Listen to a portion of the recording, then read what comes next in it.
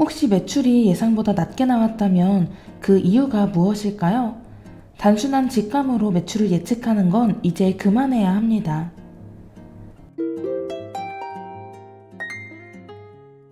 안녕하세요. 스토어 운영에 꼭 필요한 레시피와 다양한 꿀팁을 알려드리는 스토어 레시피입니다. 오늘은 잘 팔리는 상품과 매출을 높이는 데이터 분석법에 대해서 이야기해 볼 건데요.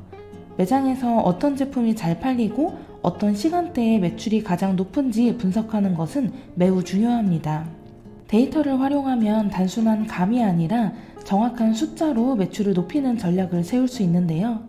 지금부터 효과적인 판매 실적과 제품 분석을 하는 방법에 대해서 알려드릴게요. 먼저 기본적인 판매 데이터 지표부터 확인해야 합니다. 총 3가지로 나누어서 확인할 수 있는데요. 첫 번째는 총 매출과 판매 수량에 대한 분석입니다. 일정 기간 동안의 총 판매 금액과 판매 개수를 확인해 보세요. 지난달과 비교했을 때 매출이 상승했는지 감소했는지를 분석하는 것이 중요합니다. 예를 들어서 이번 달 매출이 10% 증가했는데 가장 많이 팔린 제품이 무엇이지? 같은 질문을 던지면서 데이터를 살펴보세요. 두 번째는 평균 구매 금액에 대한 데이터입니다. 한 명의 고객이 평균적으로 얼마나 소비하는지를 분석하면 추가 구매를 유도할 수 있는 전략을 세울 수 있습니다. 만약 평균 구매 금액이 낮다면 세트 할인이나 1+1 프로모션을 활용해 볼 수도 있겠죠. 세 번째는 반품에 대한 분석입니다. 특정 제품의 반품 비율이 높은 경우 그 원인을 파악하는 것이 정말 중요한데요. 디자인 문제인지, 착용감이 불편한지, 아니면 상품 설명이 부족한지 분석해야 합니다. 반품이 많아지면 고객 리뷰를 확인하고 제품 설명을 보완하는 것도 방법일 수 있겠죠? 이렇게 판매 데이터에 대해서 분석했다면 그 다음으로는 베스트셀러와 워스트셀러에 대해서 분석하는 것이 중요합니다. 베스트셀러 제품을 분석할 때에는 먼저 일정 기간 동안의 판매 데이터를 확인하고 어떤 요인이 영향을 미쳤는지 살펴봐야 하는데요. 베스트셀러 제품을 분석하는 이유는 단순히 판매량이 많기 때문이 아니라 어떤 요인이 매출 상승에 영향을 주었는지를 파악하기 위해서입니다. 판매 데이터만 보고 끝나는 것이 아니라 제품이 인기 있는 이유를 깊이 들여다봐야 하는 거죠. 예를 들어서 특정 제품이 시즌별로 잘 팔리는지, 특정 연령대의 고객이 선호하는지, 또는 마케팅 효과가 얼마나 큰 영향을 미쳤는지를 분석하는 것이 필요합니다.